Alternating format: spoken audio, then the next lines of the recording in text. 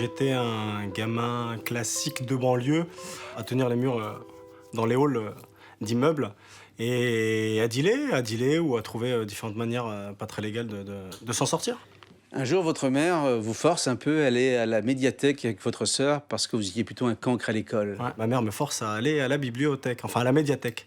Et je fais le tour par curiosité, histoire de trouver un magazine de foot ou un magazine de boxe. Ils ont rien, ils ont de la voile, ils ont des magazines de couture, ils ont des magazines pas du tout de quelque chose d'intéressant pour moi. Et je finis par tomber sur un magazine de surf. Je l'ouvre au hasard au milieu, et je tombe sur un surfeur hawaïen qui est debout dans une vague tubulaire, et dans une eau cristalline. Et là, c'est comme si vous aviez appuyé sur un bouton qui était en moi. Ça se met sur on et ça se mettra plus jamais sur off.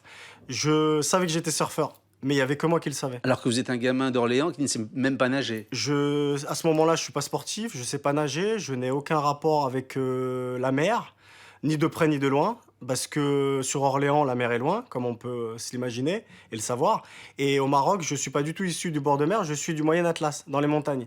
Donc la mer, l'eau, le milieu aquatique, c'est pas du tout mon élément. Vous aviez évidemment dit à vos copains de la cité que vous vouliez être surfeur. Ouais. Ça les a fait hurler de rire. Bah, comme vous pouvez l'imaginer, toutes les vannes, le cliché classique, quoi. T'es une petite comme eux, ces espèces de petits blondinets, ce genre de clichés, quoi. Alerte à Malibu. À l'Arta Malibu, un pote, en me disant ça, m'a trouvé, sans le savoir, la solution pour me rapprocher du bord de mer.